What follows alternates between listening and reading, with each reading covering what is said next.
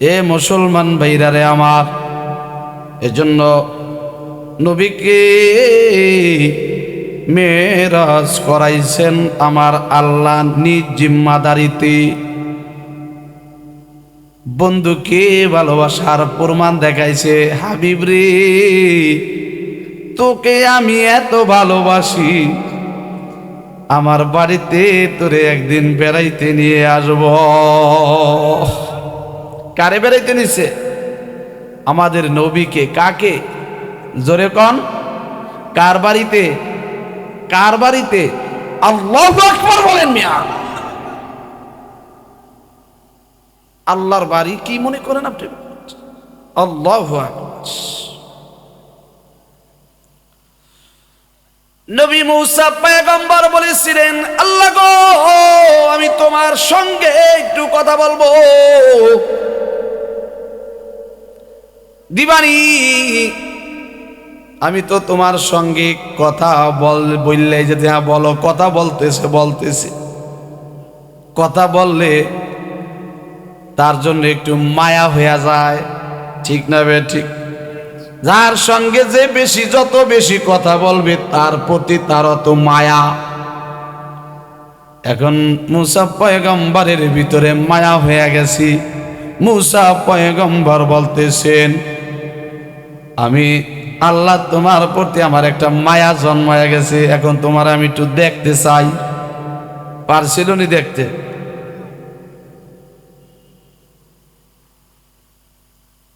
মুসারে, পারবা না, দেখতে পারবা না, সহ্য করতে পারবা না, ক্ষমতা তোমার হবে না। আল্লাহ তুমি দেখো, ক্ষমতায় আমার হবে, ক্ষমতা ইনশাআল্লাহ হবে, তুমি একটু দেখাও। না মুসা, সহ্য করতে পারবি না, ক্ষমতা তোরা হবে না। মুসা তো খুব যেটা কইতো ওইটাই করাইলাম। এই তাকাও, কোন দিকে তাকাবো? পাহাড়ের দিকে তাকাও, তাইলেই আমি আল্লাহরে দেখতে পাইবা। তুর পাহাড়ের দিকে আমার আল্লাহ নূরের কোটি কোটি কোটি কোটি ভাগের সামান্যটুকু যারা পরিমাণ আল্লাহ তাআলার কুদরতি নূর তুর পাহাড়ের প্রতি নিক্ষেপ করলেন। মুসা রে, এবার তুমি তুর পাহাড়ের দিকে তাকাও। তাকানোর সঙ্গে সঙ্গে আল্লাহর নূরের তাজাল্লি তুর পাহাড়ের উপরে পড়ার সঙ্গে সঙ্গে পাহাড়টা ডাইবা গেল। বলেন আল্লাহু আকবার। পাহাড়টা ডাইবা যাইয়া মাটির সমান হয়ে গেল। পাহাড় আর পাহাড় নাই, মাটির সমান হয়ে গেল। থর থর কইরা কাইপা নিচে ডাইবা গেল। সামান্য জাররা পরিমাণ আল্লাহর নূর এই তুর পাহাড়ের উপরে ফালানোর সঙ্গে সঙ্গে পাহাড়টা মাটির সঙ্গে মিশিয়া গেল। আমার আল্লাহ বলতাছে, মুসা রে তাকাও, এইবার তাকাও, তুর পাহাড়ের দিকে নজর করো। তুর পাহাড়ের দিকে নজর করার সঙ্গে সঙ্গে মুসা পয়গম্বর বেহুশ হইয়া জমিনে পড়ে গেলে। এ মুসলমান ভাইরা রে আমার, আর সেই মালিকের সঙ্গে আমার নবী, আপনার নবী মেরাজের রজনীতে 10 বার দেখা করছেন। বলেন আল্লাহু আকবার। কয়বার দেখা করছেন? মেরাজের রজনীতে 10 বার সাক্ষাৎ করেছেন। বলেন আল্লাহু আকবার। আরো জোরে বলেন, আরো জোরে বলেন, আরো জোরে বলেন। জবান খোলেন, জবান খোলেন, জবান খোলেন। আল্লাহু আকবার। এ মুসলমান ভাইরা রে আমার, যেই ঘটনা অন্য অন্য নবীদের বেলায় ঘটে নাই, যেই ঘটনা অন্য অন্য নবীদের ব্যাপারে হয় নাই, মেরাজ অন্য অন্য নবীদের বেলায় হয় নাই, শুধুমাত্র আপনার নবী, আমার নবী জনাব মুহাম্মদুর রাসূলুল্লাহ সাল্লাল্লাহু আলাইহি ওয়াসাল্লামকে দিয়া আমার আল্লাহ মেরাজ করাইছেন। অন্য নবীদের বেলায় সম্ভব হয় না। এ মুসলমান ভাইরা রে আমার, আল্লাহর নবীকে মেরাজের রজনীতে যাওয়ার জন্য আহ্বান করলেন। এ বাবা, একটি রাত্রের মধ্যে মেরাজ হয়ে গেল।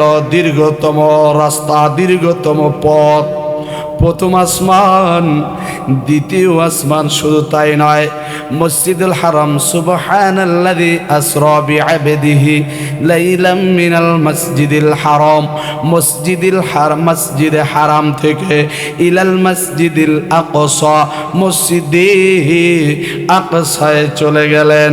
মাঝে মধ্যে অনেক ঘটনা ঘটেছে, অনেক ঘটনা ঘটেছে। প্রতিমধ্যে একটা কবর, যেই কবর থেকে সুগেরান বের হচ্ছে, খুশবু বের হচ্ছে। আল্লাহর নবী বলতেছেন, এটা কার কবর? এটা কার কবর? যে কবরের মধ্যে থেকে সুঘেরান বের হয়, খুশবু কবর।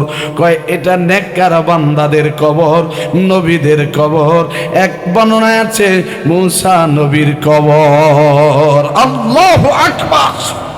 হে মিয়াম, কবর থেকে খুশবু বের হয়, আর আপনার আমার কবরস্থানে রাখে, কবরস্থানের পাশ দিয়া যায়, আর বলে কার কবর জানি ভাঙ্গা গেছে, কবরের মধ্যে থেকে গন্ধ আসতেছে। ওই কবরস্থানের কিনার দিয়া গেলে গন্ধ আসি। অনেকেই বলে কি বলে না, হয় কি হয় না, জোরে কোন, জোরে কোন। আমি নিজে শুনেছি, আমার জামতে একটা কবরস্থান ছিল, নাম বললে চিন্না ফালাইবেন, বলবো না। এই জন্য বাবারা আমার কাছে বলতাছে, হুজুর ওই কবরস্থানের কিনার দিয়া যাওয়া যায় না, একেবারে দুর্গন্ধ আসতেছে। আমি বললাম, যেই কবরটা ভেঙে গেছে ওই কবরটায় তাড়াতাড়ি করে মাটি দিয়া দাও, আর গন্ধ বের হবে না। আর কার কবর? যার কবরের পাশ দিয়া গেলে খুশবু বের হয়। আপনার আমার কবরের পাশ দিয়ে গেলে কি বের হয় রে জানি না। আল্লাহ, তুমি আমাদের সবার জীবনের গুনাহগুলো মাফ করে দাও। সকলে বলেন আমিন। এ মুসলমান ভাইরা রে আমার, এখনো এলাকার মধ্যে যেই সকল ভাইরা বসে রয়েছো, আজরাইল কিন্তু তোমার পিছনে লাগানো। আল্লাহ যদি অর্ডার করিয়া দেয়, সঙ্গে সঙ্গে তোমাকে জমিনে শোয়াইয়া দিবে। তারপরেও তুমি কিভাবে বইসা থাকো? মনটারে এখনো বুঝাও না। গতকাল থেকে এই পর্যন্ত 4 জনের মৃত্যুর খবর আসলো তোমার এলাকার মধ্যে থেকে। এখনো তুমি কোন রঙের ঘোড়ার আশায় তুমি দুনিয়ার বুকে বইসা বইসা এরকম মন চাই জিন্দিগি চালাইতেছ? তোমার কবরের কি অবস্থা হবে? মনটারে একটু ভালো করিয়া বুঝাও। তোমার আমার অন্ধকার কবর না জানি কত বড় ভয়াবহ স্থান হইয়া যায়। এ মুসলমান ভাইরা রে আমার, কুড়িগ্রাম আমি মাহফিলে গিয়েছি।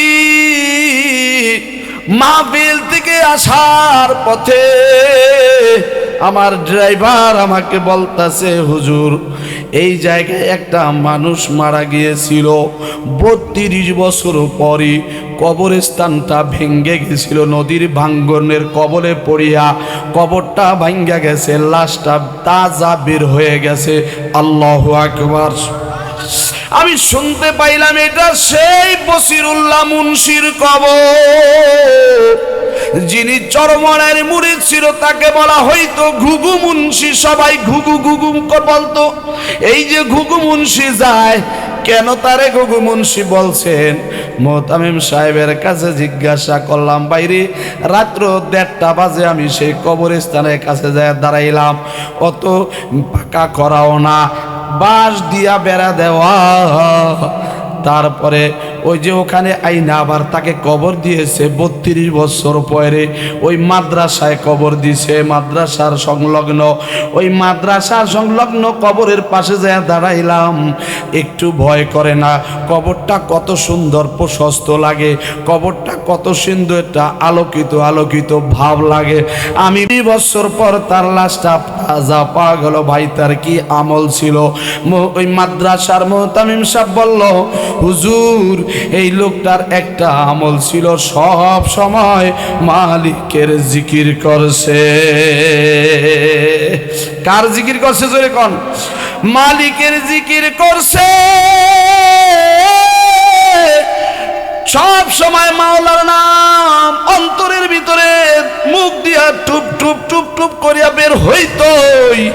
এই জন্য তাকে গুগু বলা হইতো। বসিরুল্লাহ মুন্সি থুয়া তাকে গুগু মুন্সি বলতো। সব সময় গুগুর মতো কুপ কুপ করিয়া মাওলারে ডাকতেই থাকতো। এ বাবা, এই জন্য তোমার আমার লাশটার কি অবস্থা হবে অন্ধকার কবরে রাখার পর? এ বাবা, কারো কবর, কারো লাশটা 6 দিনের মধ্যে একেবারে মাটি থেকে ফেলে, কারো লাশটা 40 দিন লাগে, কারো কারো লাশ খাইতে 60 দিন লাগে। যার তার আমলের উপরে। এ বাবা, আপনার আমার কি আমল আছে? আপনার আমার আমলের ভিতরে কত ত্রুটি। সুদ খাই, ঘুষ খাই, গাঞ্জা খাইয়া বা খাই, মিথ্যা কথা বলি, গান বাজনা করি, হারাম খাই, বেপরদা ঘুরি। এ বাবা, গান বাজনা করি, হালাল হারামের তমিজ করি না, গুনার পথে চলি। 24 ঘন্টা শুধু গুনাহ আর গুনাহ, গুনাহ আর গুনাহ। আপনার আমার কবরের অবস্থাটা কি হবে বাবা? মুসা পয়গম্বরের কবরের পাশ দিয়া আল্লাহর হাবিব বাইতুল মুকাদ্দাসে গেলেন। বাইতুল মুকাদ্দাসে যাইয়া নামাজ আদায় করলেন। এই জায়গায় সবাই নামাজে দাঁড়ায় গেল। সারা দুনিয়ার সকল নবীরা দাঁড়ায় গেল, সকল ফেরেশতারাও দাঁড়ায় গেল। ইমামের মুসল্লা খালি। এখন বলতেছে, কে আজকের ইমামতি করবে? সবাই যদি পিছনে দাঁড়ায়, সামনে কে দাঁড়াইবে? এখন জিবরাইল আলাইহিস সালাতু ওয়াস সালাম আল্লাহর নবীকে সামনের মুসল্লায়, ইমামের মুসল্লায় ঠেলে দিয়া বলতাছেন, নবী গো, আপনি শুধু মানুষের নবী না, গাছের নবী না, মাছের নবী না, আপনি থেকে আজকে নবীদের নবী, ইমামুল মুরসালিন। আল্লাহু আকবার। এ মুসলমান ভাইরা রে আমার, ওখানে সকল ফেরেশতারা নবীর পিছনে নামাজ আদায় করছে। সমস্ত নবীদের রূহ এই জায়গায় নামাজ আদায় করছেন। এ মুসলমান ভাইরা রে আমার, আল্লাহর নবীকে বোরাক করে মাঝে অনেক ঘটনার সময় লাগবে অনেক।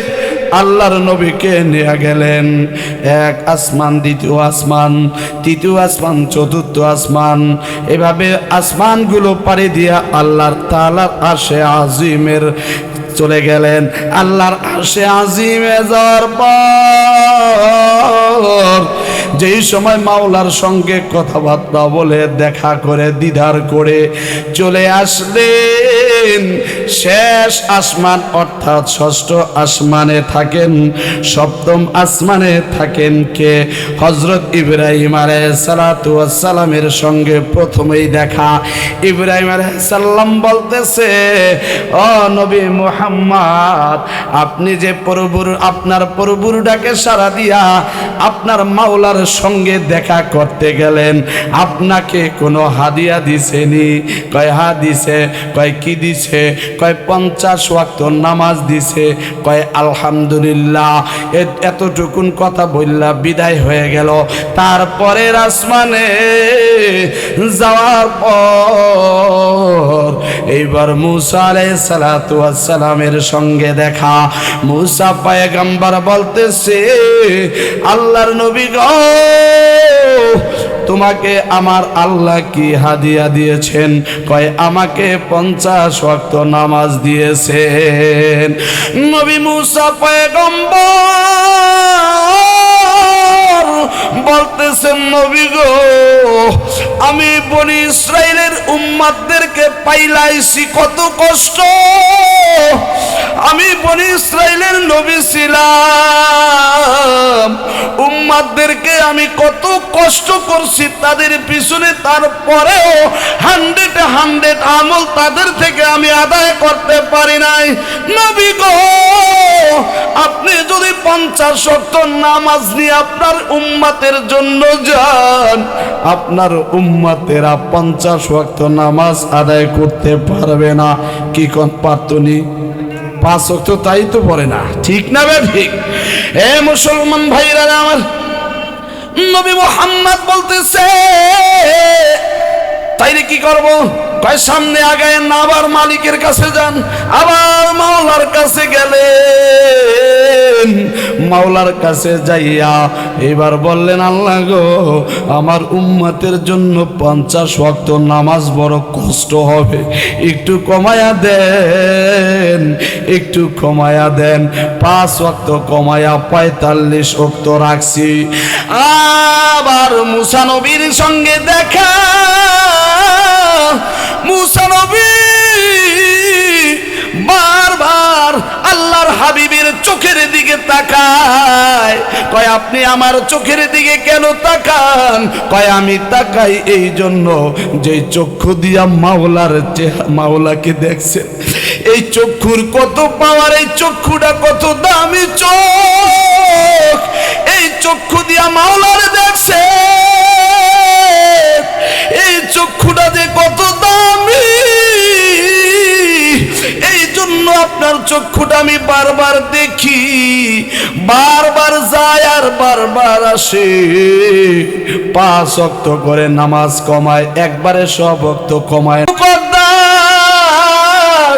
ওই জানলা দরজা গোনার জন্য নবীকে যাওয়া লাগে নাই। বাইতুল মুকদ্দাস ওইটাকে ফেরেশতাদের মাধ্যমে আমার আল্লাহ নবীর সামনে ধইরা রাখছে। নবী গো, আপনি জানালা দেখেন আর গনে এইভাবে ঘুরায় আর ঘুরায়, জানালা দরজাগুলো গইনা পইলা দিছে। এতটা জানলা, এতটা দরজা। আল্লাহর নবী এই কথা বলার পর এইবার আবু জাহল বলতেছে, উনি কিভাবে জানি জাদুর মাধ্যমে জানছে, এইটা ওনার জাদু। এ বাবা, যার কপালে ইসলাম নাই, ঈমান নাই, ওর কপালে তো ইসলাম জুটবে না। এ মুসলমান ভাইরা রে আমার, আল্লাহর নবী আঙ্গুলের ইশারা দিয়া চাদরারে 2 টুকরা করছিল, জানেননি? এ মুসলমান ভাইরা রে আমার, দেখছনি? এইবার মুহাম্মদ রে একটা পরীক্ষা করব। আবু জাহল বলতাছি, মুহাম্মদ রে একটা পরীক্ষা করব। কি পরীক্ষা করব? কয়, এ মুহাম্মদ, ওই যে আকাশে চাঁদরা দেখা যায়, পারলে ওই চাঁদরারে 2 টুকরা করিয়া দেখা। আল্লাহর নবী আঙ্গুলটা দরিয়ায় সারা দিলেন, সামনে সঙ্গে সঙ্গে চাঁদরা দুই টুকরা হয়ে গেছে।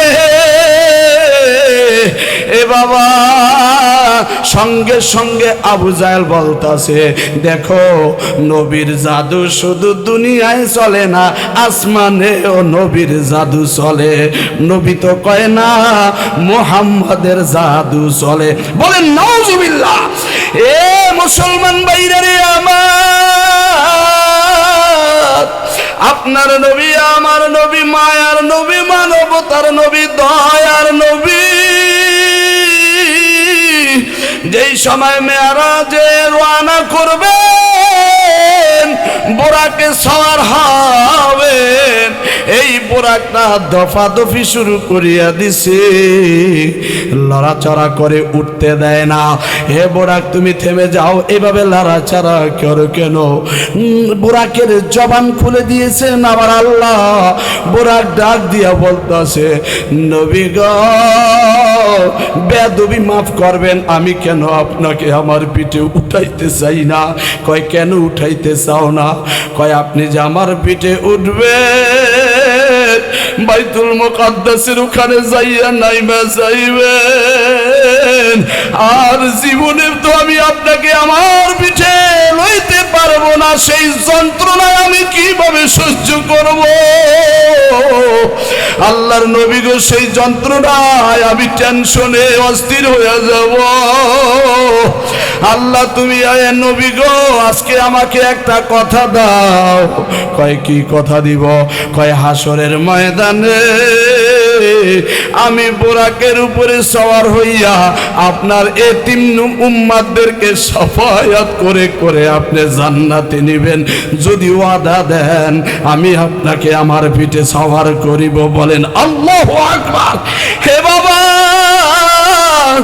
নবী শুধু ভালোবাসে নাই, নবীর শরীরও আমাদেরকে ভালোবাসে। ওই নবীর ভালোবাসা তোমার ভিতরে নাই, আমার ভিতরে নাই। ওই নবীর নামাজ তোমার ভিতরে নাই, আমার ভিতরে নাই। ওই নবীর মুখের দাড়ি অনেক মুসলমান আল্লাহর বান্দার মুখে নাই। আমার নবী বড় আফসোসের সঙ্গে ডাক দিয়া বলতেছেন, কেউ যদি আমার মৃত্যুর পরে দাড়িতে পোঁছ লাগায়, সে যেন আমার কলিজায় পোঁছ লাগাইল। হে আল্লাহর বান্দারা, কয়দিন এই দুনিয়ায় থাকবো, কোন সময় না জানি ডাক আসিয়া যায়। এ বাবা, ওই কবরের প্রস্তুতি নিতে হবে কখন? এখন। এ বাবা, যারা এখানে অনেক আল্লাহর বান্দারা আছেন, মারে কবরে রাখছেন, বাবারে কবরে রাখছেন। এ বাবা, চিন্তা করেন, তালই ছিল তারা কবরে চলিয়া গেছে, আজকে তারা এই দুনিয়ায় নাই। এ বাবা, দাদা ছিল, দাদি ছিল, তারা এই দুনিয়ায় নাই। নানা ছিল, নানি ছিল, তারা এই দুনিয়ায় নাই, আর কোনোদিন আসতে পারবে না। অনেকের বাবাও চলে গেছে, মাও চলে গেছে, আর কোনোদিন এই পৃথিবীর জগতে আসতে পারবে না। এমন একটা সময় আসবে, তুমিও চলিয়া যাইবা, আমিও চলিয়া যাই, আর কোনোদিন এই দুনিয়ার বুকে আসতে পারবো না। এ বাবা, সব সয় সম্পদ, টাকা পয়সা, ধন দৌলত রাইখা অন্ধকার কবরে পারি জমাইব, খালি হাতে অন্ধকার কবরে চলিয়া যাইব। এ বাবা, তোমার আমার কোনো সয় সম্পদ কিছুই কবরে নিতে পারবো না। এই জন্য আল্লাহর বান্দারা কে আছেন এই এলাকার মধ্যে, ইউনিয়নের মধ্যে একটাই মাত্র মাদ্রাসা, একটাই মাত্র মাদ্রাসা, মহিলা মাদ্রাসা। এই ইউনিয়নের মধ্যে আর কোনো মহিলা মাদ্রাসা নাই। এই আল্লাহর বান্দারা, কোন আল্লাহর বান্দা আছেন একটু বলেন? এই মাদ্রাসার উন্নয়নের জন্য, এই মাহফিলের জন্য কোন আল্লাহর বান্দা আছে? দিবেন। মায়ের জন্য 5,000, বাবার জন্য 5,000, 10,000 টাকা দান করবেন। এ আল্লাহর বান্দারা, কোন আল্লাহর বান্দা আছেন একটু বলেন? এ বাবা, যার 10,000 টাকা দেওয়ার তৌফিক হবে না, মিনিমাম কোন আল্লাহর বান্দা, এ বাবা আপনি পারলে মায়ের জন্য 2,500, বাবার জন্য 2,500, 5,000 টাকা দিবেন।